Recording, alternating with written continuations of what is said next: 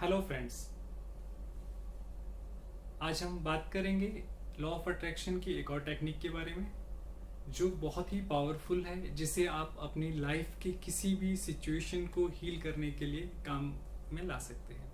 कोई भी सर्कमस्टेंसेस हो, कोई भी प्रॉब्लम्स हो रिलेटेड टू आपकी हेल्थ से रिलेटेड हो, या आपके रिलेशनशिप से, या कैरियर से, या फिर आपके फाइनेंशियल से, आप किसी भी चीज़ को हील कर सकते हैं। और ये बहुत ही पावरफुल टेक्निक है। इसको जो नाम है वो थोड़ा सा बहुत हमें कॉम्प्लिकेटेड सा लगता है, बट बहुत सिंपल सा नाम है होओपोनोपोनो प्रेयर। जी हाँ, ये एक हवाईयन प्रेयर है, बेसिकली हवाई आइलैंड से है। तो इसके ऊपर जो रिसर्च की गई थी वो डॉक्टर ह्यूलिन ने की थी। जो डॉक्टर ह्यूलिन थे, ये एक साइकेट्रिस्ट थे। तो इनका एक बार कई साल पहले इनका जो पोस्टिंग थी वो ऐसी जगह कर दी गई जहाँ मेंटल असाइलम जिसे कहते हैं हम लोग, पागल खाना, वहाँ पे कर दी गई। और वहाँ जो मरीज थे वो बहुत ही वायलेंट, बहुत बड़े बड़े क्राइम्स उन्होंने किए हुए थे। और उनकी जो मानसिक स्थिति थी वो बहुत ही खराब थी। मतलब ऐसे मरीज थे जो जिन्हें जंजीरों में बांध के रखा जाता था या सेफ्टी जैकेट्स के साथ बांध के रखा जाता था कि ये खुद को तो हार्म करेंगे, किसी और को हार्म ना कर दें। तो ऐसी जगह जब उनको पोस्टिंग उनकी हो गई, ऐसी जगह उनको भेज दिया गया कि नहीं आपको ट्रीट करना है, उनकी जब ड्यूटी लगा दी गई, तो उन्होंने सोचा, अपने खुद से ही उन्होंने बात की। बेसिकली उन्होंने बात की कि ऐसा मैंने क्या किया है लाइफ में कि ये परिस्थिति मैंने अट्रैक्ट की है, ऐसी सिचुएशन क्यों आई मेरे साथ में प्रभु, कि मैं ऐसी जगह पोस्टिंग की गई है और वो भी ऐसे वायलेंट लोगों के साथ। तो इसमें ज़रूर मैंने ही कुछ किया हुआ। जैसे लॉ ऑफ अट्रैक्शन कहता है कि आपके साथ जो भी हो रहा है, जो भी घटित हो रहा है, कहने का मतलब whatever you attract that is because of you are responsible for that. मतलब उसकी रेस्पॉन्सिबिलिटी है वो हमारी है, किसी और की नहीं। अगर आप कोई पॉजिटिव चीज़ मतलब पॉजिटिव अगर कुछ अट्रैक्ट कर रहे हैं तो उसमें भी आप ही की रीज़न है। अगर आप कोई निगेटिविटी अट्रैक्ट कर रहे हैं तो वो भी आप ही की निगेटिविटी की वजह से है। तो इस तरह से, तो फिर उन्होंने इस तरह से काफ़ी सोचा। और जब उन्होंने सोचा कि ठीक है, अब क्योंकि ये अट्रैक्ट मैंने ही की है सिचुएशन, ऐसी जगह पे आना और ऐसे क्रिमिनल पेशेंट्स के साथ में, वायलेंट पेशेंट के साथ में, मेंटली इल पेशेंट्स के साथ में, तो उन्होंने कहा कि इनको ठीक करने का भी जिम्मा मेरा है। तो फिर उन्होंने उनको हील किया। तो सरप्राइजिंग वाली बात जो है, जो मैं आप बताऊंगा अब आपको, कि ना तो वो किसी पेशेंट से मिले फिजिकली, ना किसी की उन्होंने काउंसलिंग की, ना किसी को उन्होंने मेडिसिन दी, लेकिन सारे के सारे जो भी पेशेंट्स थे, जो भी क्रिमिनल पेशेंट्स थे, बेसिकली मेंटल असाइलम में जो थे या पागल खाने में जो थे, वो सारे के सारे 6 महीने के अंदर ठीक हुए। और सबसे बड़ी ताज्जुब की बात तो ये है कि 1 साल के अंदर सरकार को हॉस्पिटल ही बंद करना पड़ गया, क्योंकि कोई मरीज ही नहीं था। तो ऐसी कौन सी टेक्निक उन्होंने की थी जिसकी वजह से वो सारे के सारे हील हो गए या ठीक हो गए? इसके बारे में हम बात करेंगे। उससे पहले एक बेसिक चीज़ें हैं जो मैंने लास्ट वीडियो में भी आपको बताई थी, जो हमने वाटर बोतल टेक्निक के बारे में बात की थी। तो वाटर बोतल टेक्निक के बारे में जो हमने पिछली बार बात की थी, उसमें क्या है कि जो हमारे वर्ड्स हैं, इनमें भी एक फ्रीक्वेंसी होती है, वाइब्रेशंस होते हैं। तो आप जो भी पॉजिटिव बोलेंगे तो पॉजिटिव अट्रैक्ट करेंगे, अगर आप निगेटिव बोलेंगे तो निगेटिव अट्रैक्ट करेंगे। इसी तरह से वाटर की एक प्रॉपर्टी थी कि वाटर जो है वो सब कुछ एब्जॉर्ब कर लेता है। तो जब भी हम कुछ पॉजिटिव बोलते हैं तो वो पॉजिटिव अट्रैक्ट करता है, अब जब आप निगेटिव बोलते हैं तो निगेटिव अट्रैक्ट करता है।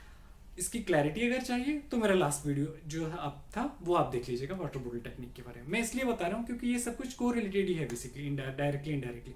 जो हम वर्ड्स बोलते हैं, जो हम बोलते हैं, वो सब वापस अट्रैक्ट होता है। इस तरह से वाइब्रेशंस हैं बेसिकली जो आप बोलते हैं। और ये जो टेक्निक है ये अभी हमें नई चीज़ लग रही है क्योंकि हम बाहर से सुन रहे हैं, लेकिन हमारे पुरखों ने या हमारे पूर्वजों ने तो ये बहुत पहले टेक्निक एक्चुअली विकसित कर ली थी, या उनको पता था, उन्होंने रिसर्च कर ली थी। जैसे आपने नोटिस किया होगा, जब भी हम कभी मंदिर में जाते हैं, अगर मान लीजिए आप उदास भी हैं, तो आप अगर मंदिर में बैठे हुए हैं या मंदिर में पूजा अर्चना चल रही है और वहाँ मंत्र उच्चारण चल रहे हैं, जैसे ओम नमः शिवाय का अगर आप बोल दें, या फिर ओम क्लीम कृष्णाय नमः बोल दें, या कोई भी मंत्र उच्चारण चल रहे हैं, या कहीं सत्यनारायण की पूजा ही क्यों ना चल रही हो, तो वहाँ जो पॉजिटिव वाइब्स आते हैं ना, जो वर्ड्स हम बोलते हैं उसकी फ्रीक्वेंसी होती है बेसिकली।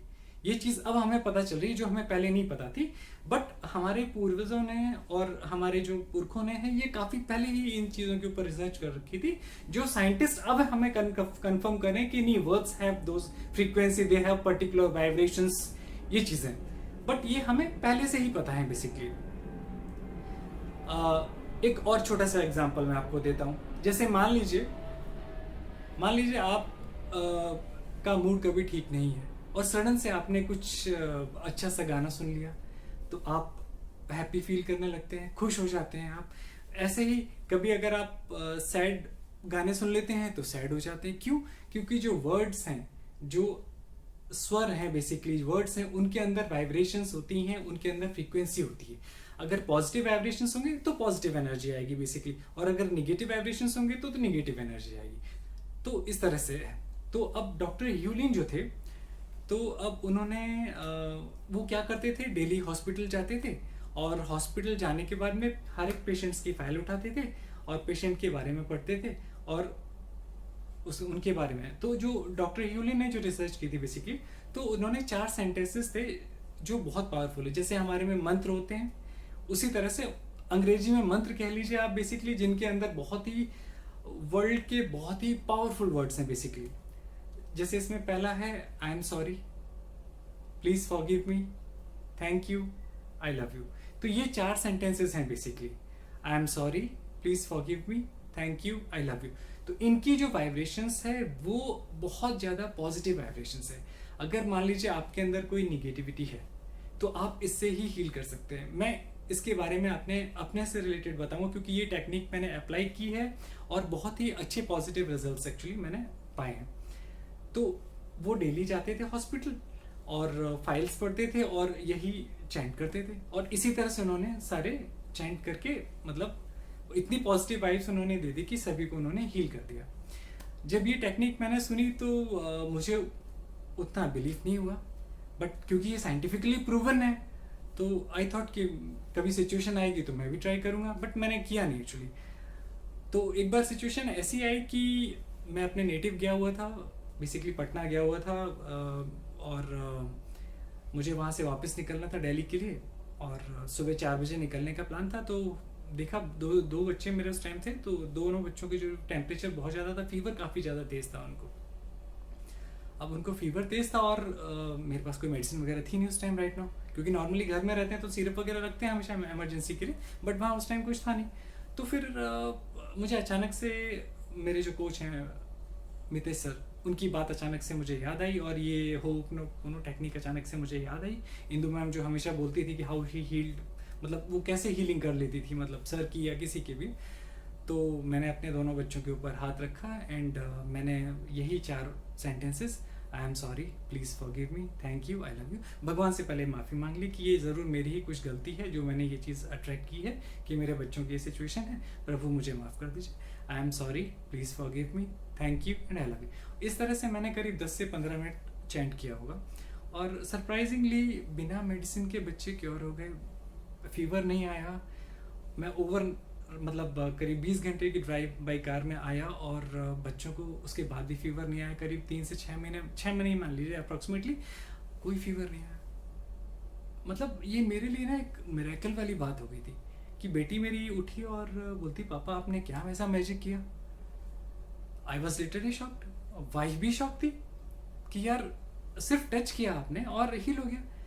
तो ये जो टेक्निक है ये बहुत ही पावरफुल टेक्निक है, इसको सिंपल है करके इसको आप नज़रअंदाज मत कीजिए, वैल्यू दीजिए इसको।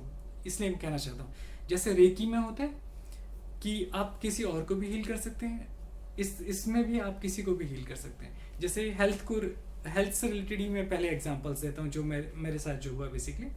तो ऐसे एक बार सिचुएशन आई कि एक नोन है मुना आंटी, वो कोविड की सिचुएशन में एक्चुअली एक बार पुणे में स्टक हो गई थी, वो नहीं आ पा रही थी, और उस टाइम उनको यूरिनरी ट्रैक्ट इन्फेक्शन हो गई, जैसे हम लोग यूटीआई कहते हैं। तो उनको सीवियर एब्डोमिनल पेन की कंप्लेन थी और कई सारे और इश्यूज आते हैं, तो वो थी। और एंटीबायोटिक्स उनको बहुत ज़्यादा दे नहीं सकते थे क्योंकि उनको एलर्जी काफ़ी ज़्यादा थी मेडिसिन वगैरह से। तो उन्होंने मुझे, मेरी बात उनसे ऐसे ही हो रही थी एक दिन, तो उन्होंने बोला कि बेटा मुझे ऐसे ऐसे इश्यूज़ हैं। तो मैंने कहा ठीक है आंटी, मैं कुछ ट्राई करता हूँ, ये नई चीज़ मुझे पता चली है और मैं अप्लाई करता हूँ आपके लिए। तो फिर मैंने डेली मॉर्निंग में और इवनिंग में, मतलब मॉर्निंग नाइट दोनों टाइम, सुबह शाम 108 बार मैंने चैंट करना शुरू किया। जैसे आप मंत्र उच्चारण करते हैं वैसे ही मैं उनका नाम लेता था, और I am sorry, please forgive me, thank you, I love you. इस तरह से मैंने एक हफ्ते के करीब मैंने उनको पहले इनिशियली किया। फिर उनका कॉल आया मेरे पास में कि मैंने पूछा aunty how is the situation.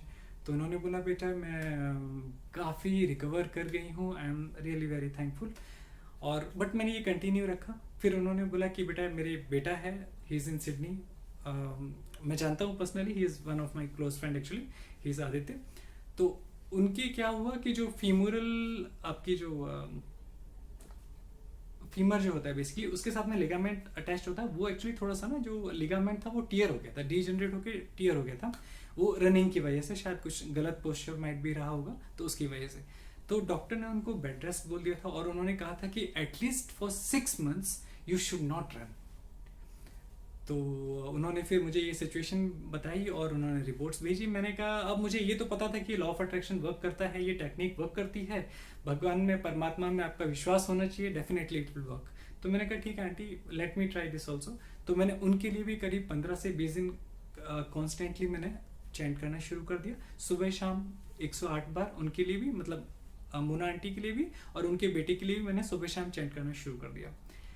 और जब आप किसी और के लिए कर रहे होते हैं तो एक बहुत ही अच्छी चीज़ होती है कि आप अपने आप को भी हील कर रहे होते हैं। ये चीज़ मैंने बहुत नोटिस की है। मतलब you will get all the positive vibes. आप किसी और के बारे में सोच रहे हैं, किसी और का भला सोच रहे हैं, तो ऐसा लगता है जैसे भगवान ही चाह रहा है कि आप किसी के साथ ऐसा करें। और वहाँ से फिर पॉजिटिव इन्फॉर्मेशन आई कि नहीं, he is recovering very fast. और मैंने उन्होंने कहा था कि नहीं, उन्होंने 6 महीने के लिए कहा। मैंने कहा नहीं, 9 अक्टूबर से पहले तो ये दौड़ना शुरू कर देंगे। और उसके बाद मैं एक्चुअली भूल गया, मुझे ध्यान भी नहीं है, मैंने शायद 15 से 20 दिन उनके लिए किया होगा, आदित्य के लिए।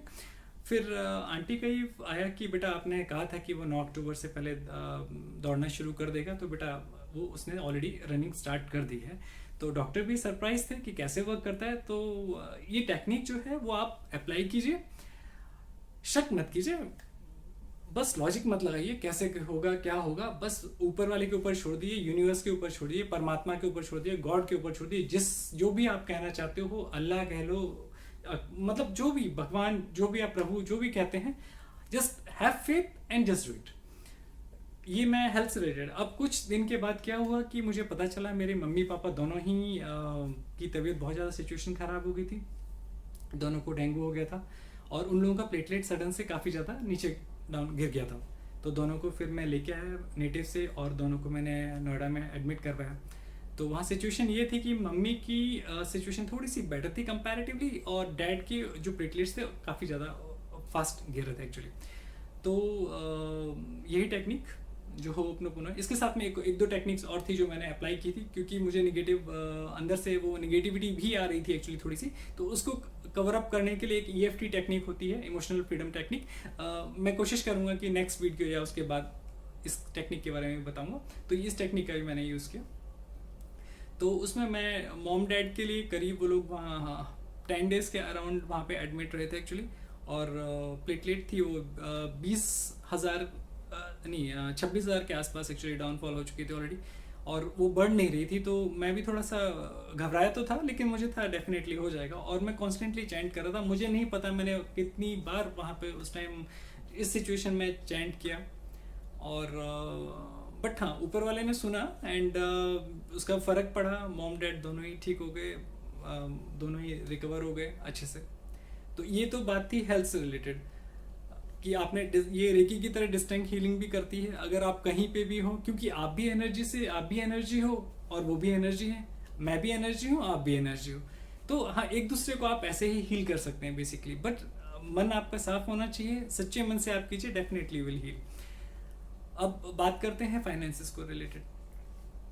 कई बार ऐसी स्थिति आती है कि हम फाइनेंसेस की वजह से, जैसे आपने किसी को मान लीजिए पैसे दिए हुए हैं और कोई आपको पैसे लौटा नहीं रहा है। तो ऐसी सिचुएशन मेरे साथ थी कि किसी ने पैसे लिए थे मुझसे और मुझे वापस नहीं दे रहा था, तो मुझे मेरे मेंटर की बात एक्चुअली याद रहती है जब वो बोलते हैं, तो मैंने वो चीज़ फॉलो की कि आपको किसी के बारे में निगेटिव नहीं सोचना है, आपको उनको दुआएं ही देनी है। तो उनके लिए फिर मैं प्रे करने लगता था, लाइक जिनसे मुझे पैसे मिलने हैं मैं उनके लिए प्रे करता था। कैसे प्रे करता था कि भगवान इनको इतना दीजिए कि हमारी जो रकम है वो इनको छोटी सी लगे और वो हमें दे दें, और उसके बाद फिर मैं उनका नाम लेकर के होपनोपोनो करता था। तो इस तरह से होता था। तो एक बार ऐसे ही कुछ आई थिंक सो EMI कुछ कटनी थी होम लोन की, और नेक्स्ट डे शायद कटनी थी, ऐसा कुछ सिचुएशन थी, and I was little short of funds. तो फिर मैंने ये चैंट किया एक्चुअली, एक बार नहीं, मैं तो कई बार एक्चुअली कर चुका हूँ अब तो, बट वो सडन से अचानक से आ गए, और मतलब ही paid me cash that day, और इमिडिएटली मतलब उस तरह से। तो आई वॉज रियली शॉक्ड और सरप्राइज। कई बार होता है, सिर्फ यही चीज़ नहीं है, क्योंकि एनर्जी की बात कर रहे हैं तो हर चीज़ जो भी है सब कुछ कण कण में एनर्जी है बेसिकली। ऐसे एक बार, मैं डेंटिस्ट हूँ basically, I am an orthodontist, doctor आदमी हूँ, लेकिन थोड़ा साइंटिफिक टर्म की वजह से मैं लॉ ऑफ अट्रैक्शन से अटैच हुआ हूँ, क्योंकि scientifically it has been proven actually, इसीलिए मैं अटैच हुआ हूँ। तो एक बार क्या हुआ कि सैटरडे का दिन था और मेरी जो डेंटल चेयर थी इट वाज नॉट वर्किंग, कुछ इशू आया था उसकी, लाइट वाइट कुछ, इट वाज नॉट वर्किंग।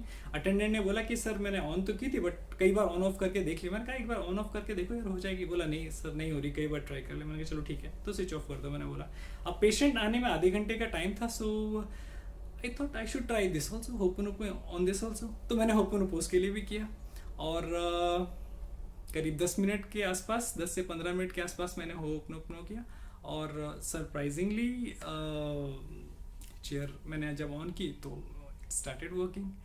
तो ये सब मैजिक ही मैं बोलूँगा, और लॉजिक नहीं लगाना है, मैजिक है और होता है। आप अप्लाई कीजिए मन से तो डेफिनेटली इट विल वर्क।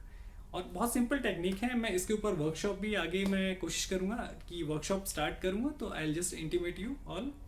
आप चाहें तो आप सब लोग ज्वाइन कर सकते हैं, ठीक है। फ्री वर्कशॉप रहेगी बेसिकली, आप ज्वाइन करेंगे, मैं आपको एक्सपीरियंस डेफिनेटली देना चाहूँगा जो मैं करता हूँ, जो रिजल्ट्स मुझे आ रहे हैं, आप किस तरह से उन रिजल्ट्स को अचीव कर सकते हैं।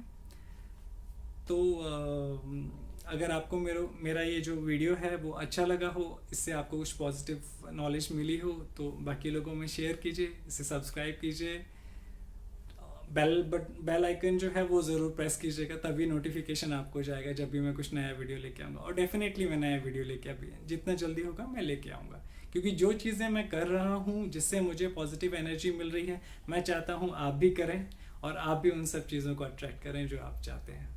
Thank you so much. I am sorry, please forgive me. Thank you, I love you.